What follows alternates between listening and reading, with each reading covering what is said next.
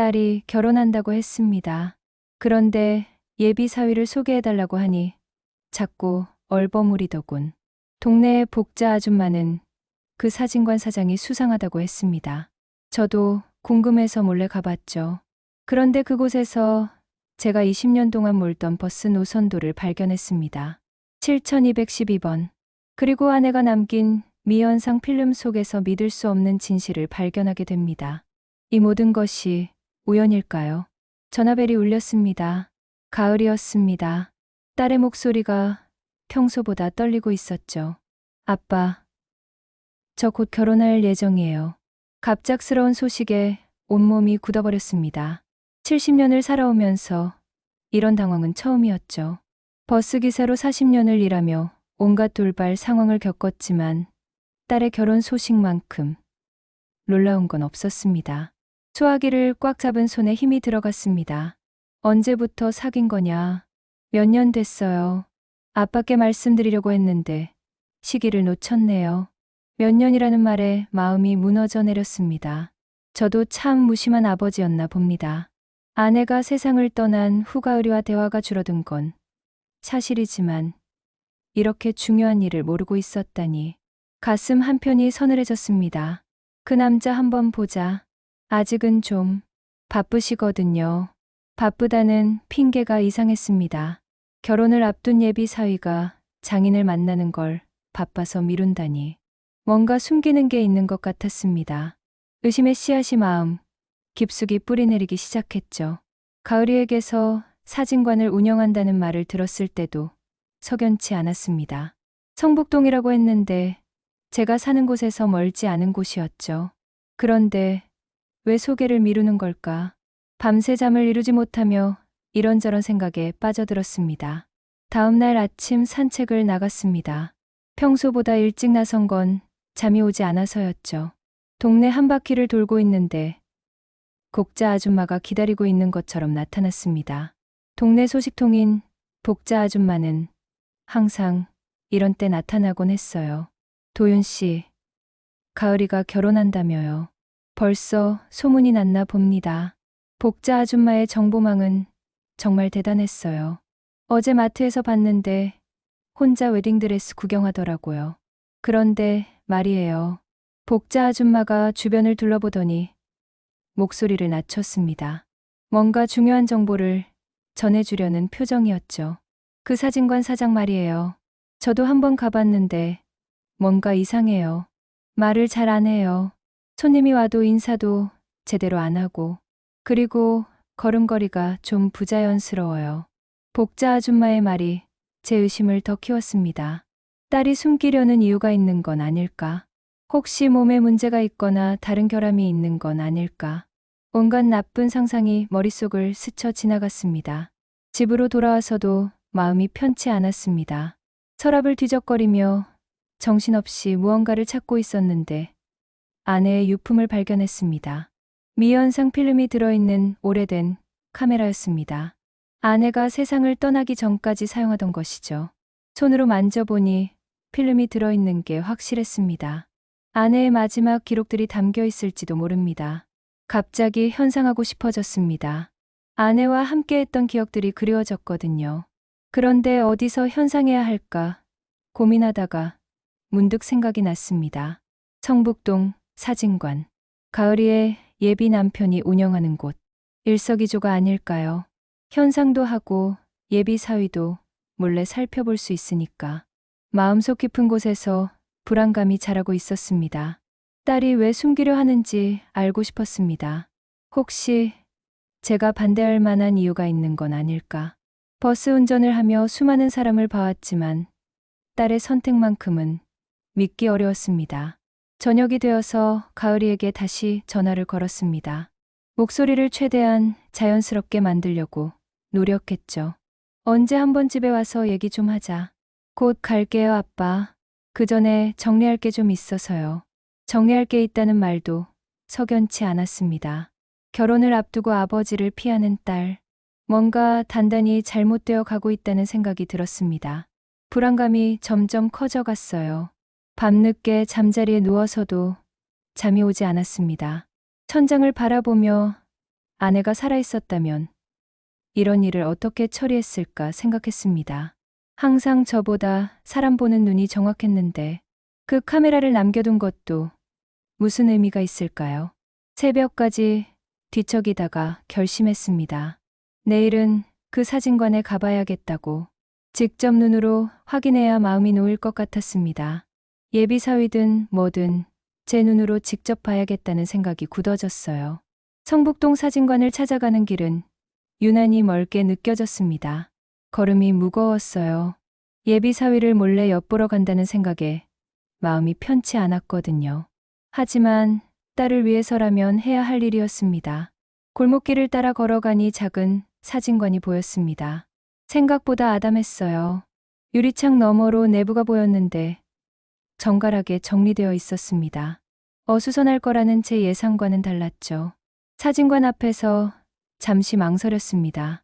들어가야 할까 말까. 용기를 내어 문을 열고 들어서니 종소리가 은은하게 울렸습니다. 카운터 뒤에서 한 남자가 고개를 들었습니다. 최민석이겠죠. 41세라고 했는데 나이보다 젊어 보였습니다. 첫인상은 나쁘지 않았어요. 어서 오세요. 목소리가 차분하고 정중했습니다. 복자 아줌마는 말을 잘 안 한다고 했는데 인사는 제대로 하는군요. 제 편견이 조금 누그러들었습니다.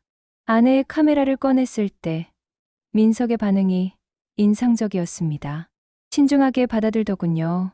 손길이 조심스러웠습니다. 마치 소중한 보물을 다루는 것처럼 말이에요. 이런 세심함은 좋은 신호였습니다. 오래된 카메라네요. 잘 보관하셨습니다. 민석이 카메라를 살펴보는 모습에서 전문성이 느껴졌습니다. 대충 하려는 사람 같지 않았어요. 필름 상태를 확인해 봐야 한다며 일주일 정도 걸린다고 했는데 다른 사진관보다 시간이 오래 걸렸지만 오히려 신뢰가 갔습니다. 접수증을 적으면서 둘러봤습니다. 벽에 여러 사진들이 걸려 있었는데 그중 하나가 눈에 띄었습니다. 버스 노선도였습니다. 7212번. 제가 40년 동안 몰던 바로 그 노선이었어요. 심장이 두근거렸습니다. 민석에게 물어보니 개인적으로 의미가 있는 노선이라고 했습니다. 인생이 바뀐 노선이라고 하더군요. 대답이 애매했습니다. 좋은 의미일까요? 나쁜 의미일까요? 더 묻고 싶었지만 초면에 너무 깊이 들어가는 것도 예의가 아닌 것 같았습니다. 그때 민석이 움직이는 모습을 자세히 봤습니다. 한쪽 다리를 살짝 끌고 있었어요. 복자 아줌마가 말한 부자연스러운 걸음걸이가 이것이었군요. 순간 복잡한 감정이 들었습니다. 혹시 이것 때문에 가을이가 소개를 꺼린 건 아닐까? 사진관을 나오면서 묘한 기분이었습니다. 민석이라는 사람이 생각했던 것과 달랐거든요. 복자 아줌마는 이상하다고 했지만 저에게는 오히려 신뢰감이 들었습니다. 꼼꼼하게 일하는 모습, 정중한 말투, 카메라를 다루는 조심스러운 손길. 나쁜 사람 같지는 않았어요. 그런데 한 가지 이상한 점이 있었습니다. 7212번 노선도 왜 하필 제가 몰던 노선일까요?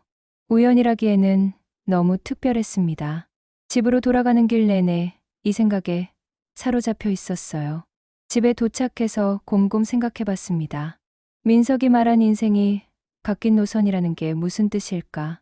혹시 제가 운전할 때 무슨 일이 있었나 싶어서 기억을 더듬어 봤지만 특별한 건 생각나지 않았습니다. 40년 동안 7212번을 몰면서 수많은 승객을 만났습니다. 그 중에 민석이 있었을까요? 얼굴이 전혀 기억나지 않았어요. 하지만 첫 만남의 인상은 나쁘지 않았습니다. 오히려 안심이 됐어요. 딸이 이상한 사람을 만난 건 아닌 것 같았거든요. 그날 밤 가을이에게 전화했습니다. 목소리를 자연스럽게 만들려고 노력했죠. 오늘 사진관에 다녀왔다. 가을이 목소리가 조금 떨렸습니다. 뭔가 들킨 것 같은 톤이었어요. 괜찮은 사람 같던데 언제 한번 제대로 소개해줘라.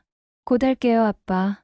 여전히 미적거리는 가을이었지만 예전보다는 나은 것 같았습니다. 적어도 도망가지는 않으니까요. 일주일 후 현상된 사진을 받으러 가야 합니다. 그때까지 기다려보죠. 아내가 남긴 마지막 기록들이 궁금했거든요. 침대에 누워서도 민석의 모습이 자꾸 떠올랐습니다. 절뚝거리는 걸음걸이, 7212번 노선도, 그리고 인생이 바뀐 노선이라는 말. 모든 게 수수께끼 같았어요. 하지만 나쁜 느낌은 아니었습니다. 일주일이 지났습니다. 사진을 받으러 가는 길에 마음이 복잡했어요. 아내의 마지막 기록을 보게 된다는 설렘과 민석을 다시 만난다는 묘한 기대감이 섞여 있었거든요. 발걸음이 저절로 빨라졌습니다. 사진관 문을 열고 들어서니 민석이 카운터에서 뭔가 작업하고 있었습니다. 현상된 사진들을 정리하는 모습이었어요. 저를 보자 얼굴에 미소가 번졌습니다. 어서 오세요. 기다리고 있었습니다. 두툼한 봉투를 건넸습니다. 아내가 많은 걸 찍어놨나 봅니다. 손에 쥔 봉투가 묵직했어요. 허락을 구하고 그 자리에서 사진을 꺼내봤습니다. 첫 번째 사진부터 가슴이 뭉클했습니다. 아내의 일상들이 고스란히 담겨 있었거든요. 시장에서 장을 보는 모습, 가을이 어렸을 때 사진, 제가 버스를 몰고 있는 뒷모습도 있었습니다. 세월이 흘러도 변하지 않는 사랑이 느껴졌어요. 민석이 조심스럽게 말을 걸었습니다. 부인이 사진 찍는 걸 좋아했다는 말에 고개를 끄덕였죠. 기록하는 걸 좋아했던 아내였으니까요. 그런 아내가 그립기도 하고 고맙기도 했습니다. 사진을 계속 넘기다가 이상한 걸 발견했습니다. 2002년이라고 적힌 메모가 붙은 사진이었어요. 정류장 풍경이었는데 7212번 버스가 보였습니다.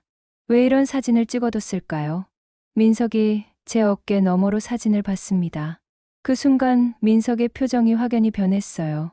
뭔가 놀란 것 같았습니다. 아니, 놀라는 정도가 아니라 충격을 받은 것 같았어요. 혹시 이 정류장 아세요? 민석의 목소리가 떨렸습니다. 왜 그럴까요? 단순한 정류장 사진인데 말이에요. 여기서 무슨 일이 있었나요? 민석이 잠시 망설이더니 입을 열었습니다. 특별한 장소라고 하더군요.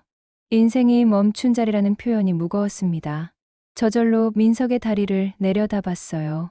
혹시 그와 관련된 일일까요? 민석이 천천히 걸어 나왔습니다. 절뚝이는 모습이 더 선명하게 보였어요.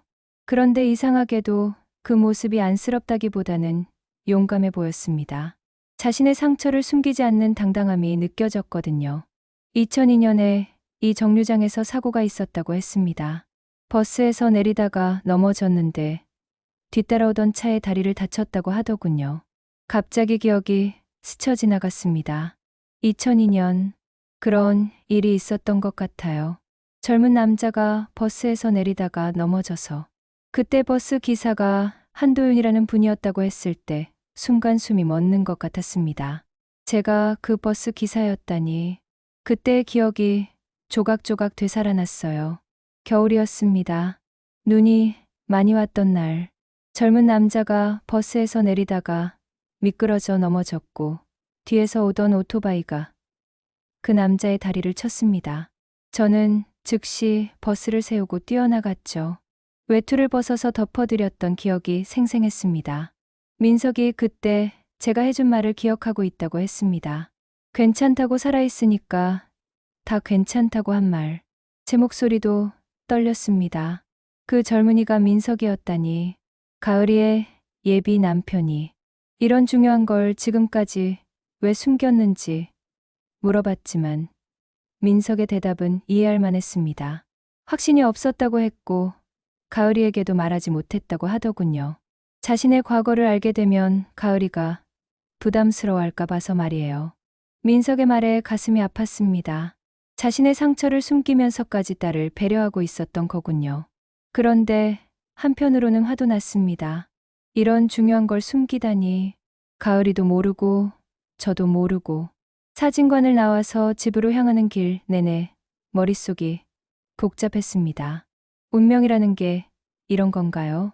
23년 전 사고로 만났던 사람이 딸의 연인이 되다니. 세상이 정말 좁다는 말이 실감났어요. 그런데 또 다른 의문이 생겼습니다. 민석이 왜 아직도 그 상처를 안고 사는 걸까? 신체적 상처야 어쩔 수 없다지만 마음의 상처까지 계속 아파하는 것 같았거든요. 혹시 제가 그날 뭔가 잘못했나 싶어서 기억을 더듬어 봤습니다. 최선을 다했다고 생각했는데 집에 도착해서 아내 사진을 다시 봤습니다. 2002년 정류장 사진 뒷면에 아내의 글씨로 뭔가 적혀 있었어요. 7212 오늘도 무사히. 아내도 그날을 기억하고 있었나 봅니다. 그래서 이 사진을 찍어둔 거군요. 아내의 세심함에 다시 한번 감탄했습니다. 모든 걸 다 기록해두는 사람이었거든요. 밤늦게까지 잠이 안 왔습니다. 민석에 대한 생각 때문이었어요. 좋은 사람인 것 같으면서도 뭔가 불안했거든요. 과거의 상처가 딸에게까지 영향을 주지 않을까 하는 걱정이었습니다. 아버지로서 당연한 걱정이었죠.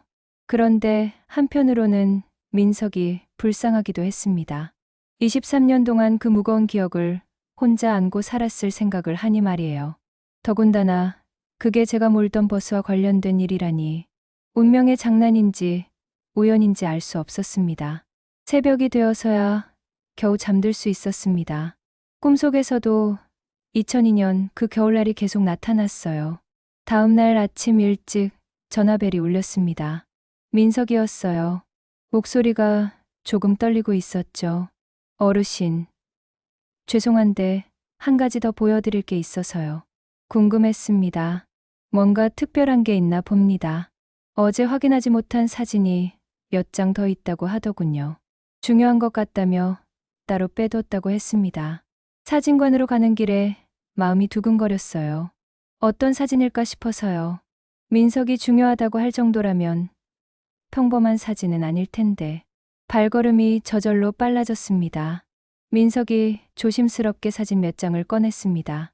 첫 번째 사진은 2002년 그날의 정류장이었습니다. 그런데 어제 본 것보다 더 선명했어요. 버스가 보이고 그 앞에 누워있는 사람의 모습도 희미하게나마 나와 있었습니다. 두 번째 사진은 더 놀라웠습니다. 제가 외투를 벗어서 다친 사람에게 덮어주는 모습이 찍혀 있었거든요.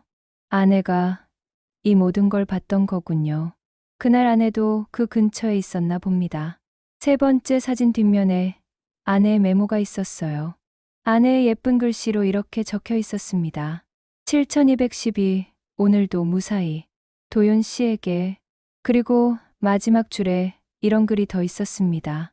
언젠가 이 필름이 두 사람 마음을 이어주길. 읽는 순간 눈물이 났습니다.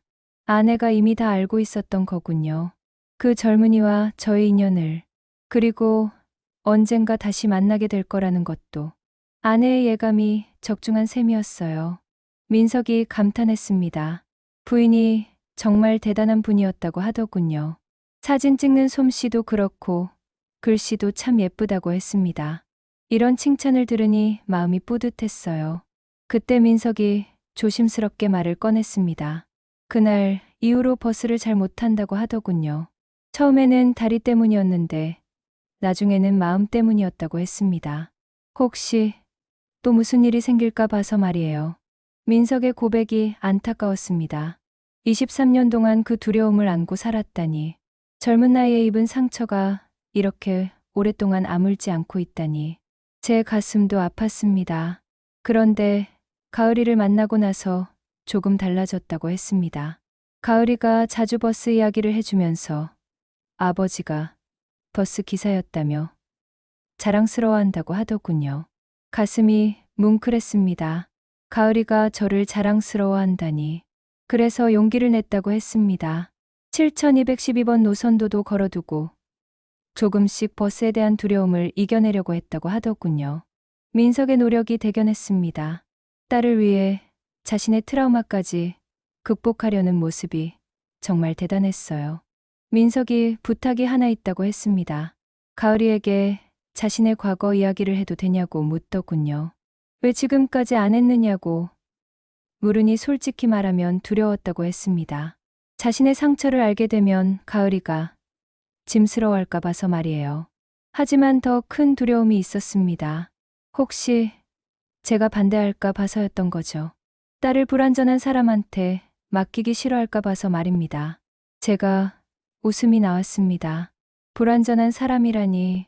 오히려 민석이야말로 가장 용기 있는 사람 아닙니까? 완전한 사람이 어디 있겠습니까? 저도 40년 버스 몰면서 실수 1000번도 넘게 했다고 말해줬습니다. 그날 사고는 누구 잘못도 아니라고 했어요. 다만 불운했을 뿐이라고요. 민석의 눈에서 안도의 빛이 스쳤습니다. 그리고 그 상처를 딛고 여기까지 온 걸 보면 민석은 충분히 강한 사람이라고 말해줬습니다. 정말로 그렇게 생각했거든요. 그날 집에 돌아와서 깊이 생각해봤습니다. 아내가 남긴 메시지. 언젠가 이 필름이 두 사람 마음을 이어주길. 이 모든 게 우연이 아니었군요. 아내가 미리 다 계획해둔 일이었을지도 모릅니다. 제가 민석을 이해하고 받아들일 수 있도록 말이에요. 이제 가을이와 진지하게 대화해야겠습니다. 모든 진실을 알려주고 제 마음을 전해야죠. 23년 만에 밝혀진 진실을 딸도 알 권리가 있으니까요.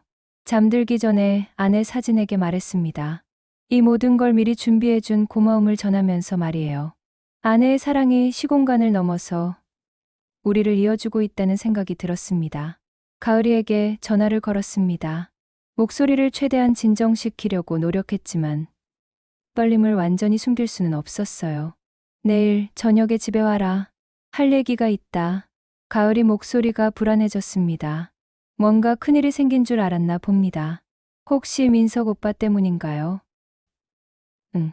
그 사람 때문이야. 다음 날 저녁 가을이가 왔습니다. 얼굴이 굳어 있었어요. 평소보다 일찍 퇴근한 모양이었습니다. 현관에 들어서면서부터 불안한 표정을 감추지 못했어요. 거실, 테이블에 현상된 사진들을 미리 펼쳐놨습니다. 가을이가 사진을 보더니 눈을 크게 떴어요. 오랫동안 보지 못했던 엄마 사진들이었거든요. 이거 엄마 사진이네요. 어디서 나온 거예요? 아내가 남긴 필름을 현상했다고 말해줬습니다. 민석의 사진관에서 말이에요. 가을이 얼굴이 하얘졌습니다. 민석을 만났다는 사실에 놀란 거죠. 그런데 놀라운 일이 있었다. 2002년 정류장 사진을 가리켰습니다. 가을이가 사진을 자세히 봤지만 뭔지 모르는 표정이었어요. 당연하죠. 그때 일을 모르니까요. 이 사진 봐라. 민석이가 다친 그날이야. 네. 그날 버스 기사가 나였어. 가을이가 깜짝 놀랐습니다. 믿을 수 없다는 표정이었어요. 그럴 만도 했죠. 이런 우연이 어디 있겠습니까? 그날의 상황을 자세히 설명해 줬습니다. 민석이 버스에서 내리다가 넘어진 것, 뒤따라온 오토바이의 다리를 다친 것, 제가 외투를 벗어서 덮어준 것, 가을이가 숨을 죽이며 들었어요. 그래서 민석 오빠가 다리를. 그래. 그때부터야. 가을이 눈에 눈물이 고였습니다. 연인이 어떻게 다쳤는지 이제야 정확히 알게 된 거죠. 그리고 그 사고와 아버지가 관련되어 있다는 충격적인 사실까지. 아내의 메모를 보여줬습니다. 언젠가 이 필름이 두 사람 마음을 이어주길이라는 글을 읽더니 가을이가 울음을 터뜨렸습니다. 엄마가 다 알고 있었구나. 그렇다고 말해줬습니다. 아내가 모든 걸 예견하고 있었던 것 같다고 했어요. 가을이가 왜 민석 오빠가 아빠 얘기만 하면 이상하게 행동했는지 이제 알겠다고 하더군요. 아버지가 버스 기사였다고 하면 표정이 어두워진다고 했습니다.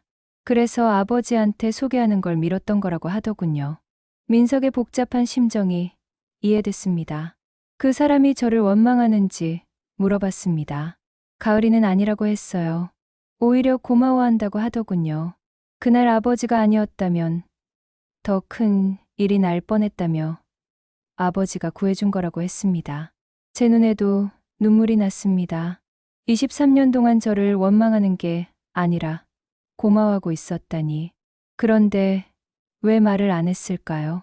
가을이가 설명해 줬습니다. 부담스러우셨겠다고 했어요. 딸의 아버지가 자신을 다치게 한 사건과 관련이 있다니까요. 다치게 한 게 아니라 도운 거 아니냐고 했지만 가을이 말이 맞았습니다. 민석 입장에서는 정말 복잡했을 거예요. 그날 밤 민석이 전화했습니다. 가을이한테 들었다고 하더군요. 목소리가 떨리고 있었어요. 죄송하다며 진작 말씀드렸어야 했다고 했습니다. 이제 다 알았으니 됐다고 말해줬습니다. 그리고 직접 찾아뵙고 싶다고 하더군요. 언제든 오라고 했어요. 이제 정식으로 만날 때가 된 것 같았습니다. 다음 날 민석이 집으로 왔습니다. 정식으로는 처음 만나는 자리였어요. 긴장한 모습이 역력했지만 당당하게 인사했습니다. 들어와서 앉으라고 했습니다. 민석이 소파에 조심스럽게 앉았어요. 그동안 숨겨서 죄송하다고 했습니다. 괜찮다고 했어요. 저도 이해한다고 말해줬습니다. 23년 전 그날을 잊을 수가 없다고 했습니다. 저도 마찬가지였어요. 그날이 없었다면 지금 여기 없었을 거라고 하더군요. 그때 제가 해준 말을 아직도 기억한다고 했습니다. 괜찮다고 살아있으니까 다 괜찮다고 한 말, 기억한다고 말해줬습니다. 그 말 덕분에 견딜 수 있었다고 하더군요. 오랜 침묵이 흘렸습니다. 둘 다 그날을 떠올리고 있었던 것 같아요. 민서가, 네, 고생 많았다. 고생 많았다는 말에 민석이 깊숙이 고개를 숙였습니다. 이제 가을이 잘 부탁한다고 말했어요. 가을이를 행복하게 해드리겠다고 약속했습니다. 믿는다고 말해줬어요. 그날 저녁 3명이 함께 식사했습니다. 23년 만에 이어진 인연이었어요. 운명이라는 게 정말 있나 봅니다. 아내가 미리 준비해둔 만남이었을까요? 어쨌든 이제 우리는 가족이 될 준비가 되었습니다. 결혼 준비가 본격적으로 시작됐습니다. 가을이가 직장 상사들에게 예비 남편을 소개했다고 했어요. 처음엔 별 문제 없이 진행되는 줄 알았습니다. 그런데 며칠 후 가을이가 울면서 집에 왔어요. 현관문이 열리는 소리부터 심상치 않았습니다. 평소와 다른 무겁고 절망적인 발걸음 소리였어요. 거실에 들어온 가을이의 얼굴은 이미 눈물로 범벅이 되어 있었습니다. 아빠, 어떡해요? 목소리가 떨리고 있었어요. 뭔 일이냐고 물으니 김 부장이라는 사람이 이상한 소리를 했다고 하더군요. 가을이 회사 김 부장이라는 사람.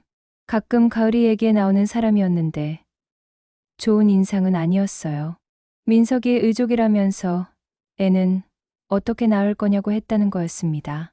순간 화가 치밀었습니다. 무슨 상관이야 그런 게. 의족과 생식 능력이 무슨 관계가 있다는 건지 이해할 수 없었어요. 가을이도 그렇게 말했다고 했습니다. 그랬더니 현실을 모른다고 하면서 장애인과 결혼하면 고생만 한다고 했다는 거였어요.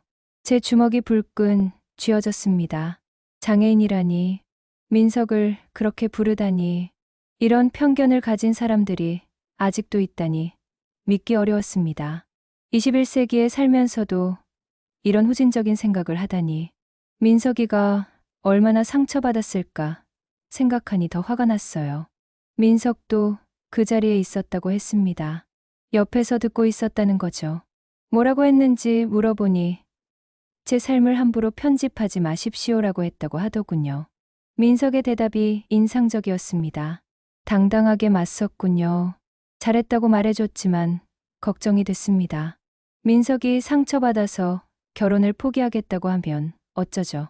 그런데 가을이 말로는 민석의 표정이 너무 안 좋아졌다고 했어요. 다음 날 민석에게 전화했습니다. 어제 일 때문에 전화했다고 하니 목소리가 풀이 죽어 있었어요. 괜찮냐고 물으니 죄송하다고 했습니다. 가을이한테 안 좋은 일이 생겼다면서 말이에요. 내 잘못이 아니라고 말해줬습니다. 그런데도 자신 때문이라고 자책하고 있었어요. 그런 소리 신경 쓰지 말라고 했지만 쉽지 않다고 하더군요. 솔직하게 말했습니다. 사실 저도 처음엔 걱정했었다고요. 딸이 고생할까 봐서 말이에요. 그럴 만하다고 민석이 대답했습니다. 하지만 이제는 확신한다고 말해줬어요. 민석은 가을이를 행복하게 해줄 사람이라고요. 김 부장 같은 놈들 말에 흔들리지 말라고 했습니다. 노력하겠다고 했지만 민석의 목소리에서 자신감이 사라진 게 느껴졌어요. 걱정이 되기 시작했습니다. 며칠 후 가을이가 또 울면서 왔습니다. 민석이 이상해졌다고 하더군요. 만나자고 해도 핑계를 대고 피한다는 거였어요. 역시 그렇게 됐군요. 전화도 잘 안 받고 메시지만 짧게 보낸다고 했습니다. 뭐라고 보내는지 물어보니 바쁘다고만 한다는 거였어요. 김 부장의 말이 민석에게 큰 상처를 준 모양입니다. 제가 한번 만나보겠다고 했습니다. 사진관으로 갔어요. 민석이 혼자 작업하고 있었는데 평소보다 풀이 죽어 보였습니다. 가을이가 걱정하고 있다고 말했습니다. 민석이 손을 멈췄어요. 자신이 가을이한테 피해를 주는 것 같다고 하더군요. 무슨 피해냐고 물으니 김 부장 같은 사람들이 계속 나타날 텐데 가을이가 힘들어한다고 했어요. 그런 놈들 때문에 포기할 거냐고 물었습니다. 포기가 아니라고 하더군요. 그럼 뭐냐고 물으니 시간을 좀 달라고 했다는 거였어요. 자신이 더 강해져야 할 것 같다고 했습니다. 답답했습니다. 이미 충분히 강한데 뭘 더 바라는 거야. 민석은 이미 충분히 강하다고 말해줬어요. 23년 동안 혼자 버텨온 게 강한 게 아니냐고요. 하지만 민석은 그렇게 생각하지 않았습니다. 가을이를 사랑한다면서 왜 도망가려고 하냐고 물었어요. 도망가는 게 아니라 준비하는 거라고 했습니다. 언제까지 준비할 거냐고 물으니 대답이 없었어요. 가을이 마음 생각해보라고 했습니다. 얼마나 불안하겠냐고요. 민석의 눈에 눈물이 고였어요. 죄송하다고 했지만 미안해할 게 아니라 당당해져야 한다고 말해줬어요. 쉽지 않다고 하더군요. 그럼 저와 가을이가 도와주겠다고 했습니다. 민석이 놀란 표정을 지었어요. 우리가 가족이 될 거 아니냐고 했어요. 가족은 서로 도와주는 거라고요. 그날 민석과 오랫동안 얘기했습니다. 상처받은 마음을 다독여주고 용기를 북돋워줬어요. 혼자가 아니라는 걸 알려주고 싶었거든요. 집에 와서 가을이에게 말했습니다. 민석이 마음이 약해져 있으니 내가 더 다가가 달라고요. 사랑한다는 걸 확실하게 보여달라고 했어요. 가을이가 고개를 끄덕였습니다. 며칠 후 가을이가 활짝 웃으며 왔습니다. 민석이 다시 예전 같아졌다고 하더군요. 다행이었어요. 제가 한 말이 도움이 된 모양입니다. 뿌듯했습니다. 사위 될 사람을 제대로 도와준 것 같아서요. 이제 결혼 준비를 다시 시작할 수 있을 것 같았습니다. 결혼식 날짜를 정했습니다. 다음 달 첫째 주 토요일로요. 소규모로 하기로 했어요. 가족과 가까운 지인들만 모시는 걸로 말이에요. 큰 잔치보다는 의미 있는 자리를 만들고 싶었거든요. 결혼 준비를 하다가 또 하나의 놀라운 발견이 있었습니다. 아내의 유품을 정리하던 중 편지 한 통을 발견한 거예요. 서랍 깊숙한 곳에 숨겨져 있었는데 우연히 찾게 됐습니다. 봉투에 제 이름이 적혀 있었는데 안에 글씨였습니다. 언제 써둔 건지 모르겠지만 봉투가 누렇게 변한 걸 보니 오래된 것 같았어요. 손으로 만져보니 두툼했습니다. 편지를 열어보는 순간 아내의 향기가 은은하게 풍겨왔습니다. 아직도 생생하게 남아있는 아내의 흔적이었어요. 편지를 펼쳐보니 아내의 정성스러운 글씨가 가득했습니다. 도윤아, 이 편지를 읽고 있다는 건 내가 먼저 떠났다는 뜻이겠지. 미안해. 첫 문장부터 가슴이 뭉클했습니다. 아내가 자신의 죽음을 예견하고 미리 써둔 편지였군요. 2002년 그날 일을 기억하니 버스에서 내리다 다친 젊은이 말이야. 내가 그 아이를 도와주는 모습을 봤어. 그때 생각했지. 우리 딸도 저런 따뜻한 마음을 가진 사람을 만나면 좋겠다고. 아내가 그날 모든 걸 지켜봤었군요. 그리고 그때부터 뭔가를 예감하고 있었던 것 같았어요. 그래서 그날 사진을 찍어뒀어. 언젠가 그 필름이 두 사람 마음을 이어주길 바라면서. 정말 놀라웠습니다. 아내가 모든 걸 계획하고 있었던 거였어요. 혹시 가을이가 그 아이를 만나게 된다면 반대하지 마. 운명이라고 생각해. 너의 따뜻함이 그 아이를 살렸고 그 아이가 우리 딸을 행복하게 해줄 거야. 마지막 문장이 가장 뭉클했습니다. 사랑해, 도윤아. 가을이도 잘 부탁해. 편지를 읽는 동안 눈물이 계속 났습니다. 아내가 이미 다 알고 있었군요. 민석과 가을이의 인연까지. 정말 신기한 일이었어요. 가을이에게 편지를 보여줬습니다. 읽어보더니 감동해서 울었어요. 엄마가 이런 편지를 남겨뒀다는 게 믿기지 않는다고 했습니다. 엄마가 우리를 이어준 거네요. 그런 셈이라고 말해줬어요. 운명이라고 해야겠다고도 했고요. 어떻게 이런 일이 가능하냐며 신기해했습니다. 그날 저녁 민석을 불러서 편지를 보여줬습니다. 어머님이 이런 말씀을 남기셨다며 편지를 건넸어요. 민석이 편지를 읽으면서 감동했습니다. 정말 대단한 분이었다고 했어요. 사람을 보는 눈이 정확했다고 말해줬습니다. 아내가 보증했다며 가을이를 행복하게 할 수 있을 거라고 격려했어요. 민석이 안심하는 표정을 지었습니다. 그리고 부탁이 하나 있다고 했어요. 결혼식에서 어머님 사진을 모셔도 되냐고 묻더군요. 물론이라고 말해줬습니다. 그리고 이 편지도 읽어주고 싶다고 했어요. 좋은 생각이라고 했습니다. 아내도 기뻐할 거라고요. 결혼식 준비가 막바지에 접어들었습니다. 웨딩홀 대신 작은 갤러리를 빌렸어요. 민석이 사진 작품들을 전시하고 싶다고 해서요. 더 의미 있는 공간이 될 것 같았습니다. 갤러리 한쪽 벽에는 민석이 찍은 사진들을 걸었습니다. 일상의 소중함을 담은 작품들이었어요. 다른 한쪽에는 아내가 찍은 사진들을 전시했습니다. 2002년 정류장 사진도 있었고요. 결혼식 전날 민석이 찾아왔습니다. 내일이면 정식으로 가족이 된다며 기대된다고 했어요. 저도 마찬가지였습니다. 감사하다고 했습니다.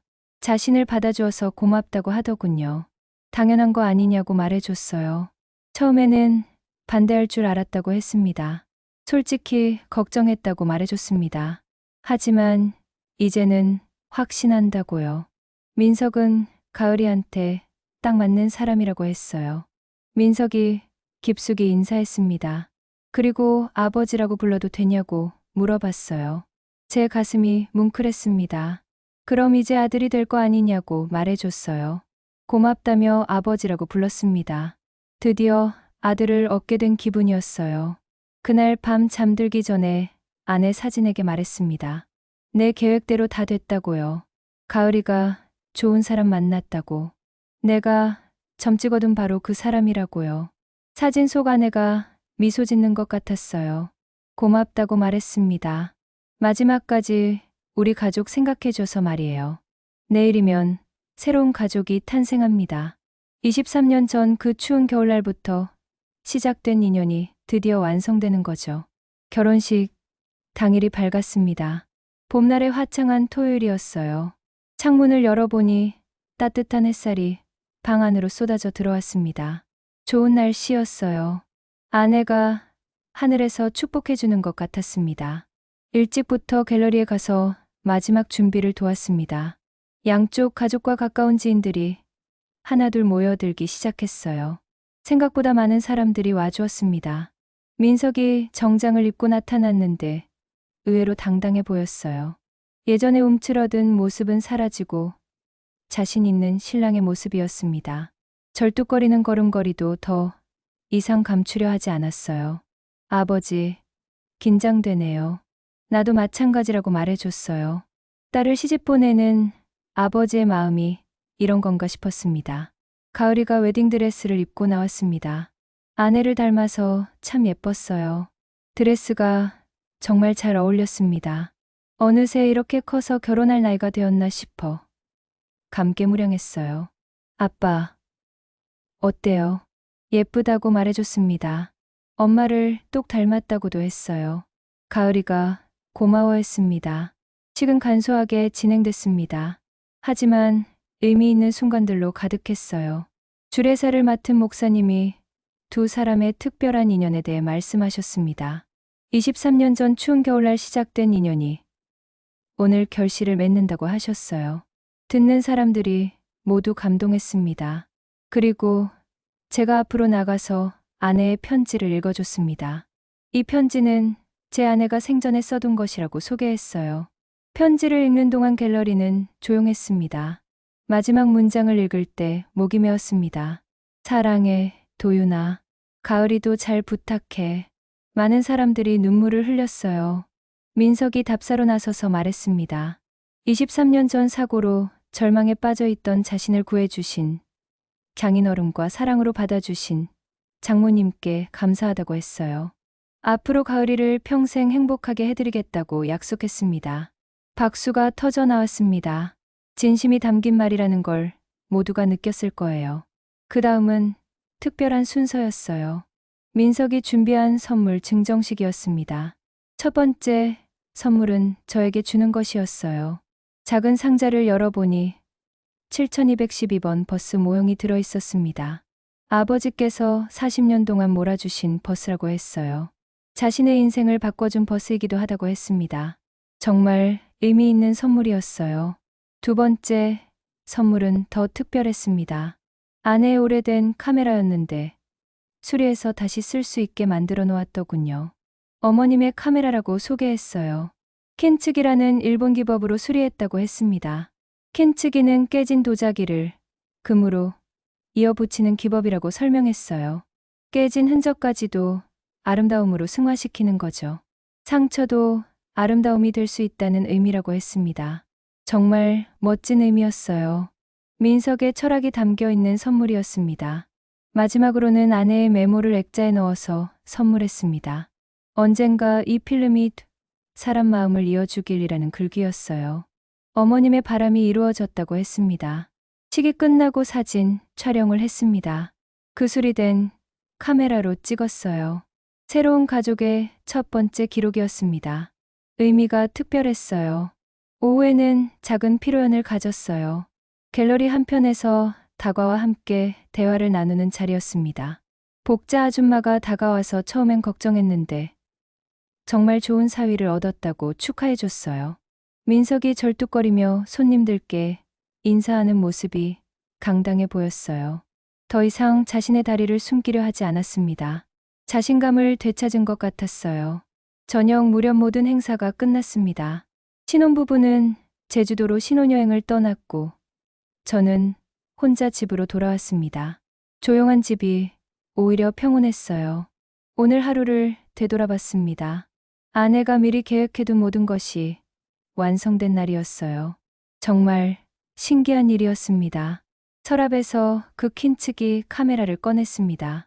금으로 이어붙인 부분이 오히려 더 아름다워 보였어요. 상처가 아름다움이 될 수 있다는 민석의 말이 맞았습니다. 생각해보니 우리 모두 조금씩 깨진 부분이 있습니다. 민석의 다리처럼 눈에 보이는 상처도 있고 제 마음속 아내에 대한 그리움처럼 보이지 않는 상처도 있고요. 하지만 그 상처들이 우리를 더 따뜻하게 만든 것 같아요. 서로의 아픔을 이해하고 보듬어주면서 진짜 가족이 된 거죠. 필름은 어둠 속에서 빛을 배웁니다. 늦게라도 현상하면 결국 얼굴이 나타나더군요. 우리 가족의 모습도 그랬습니다.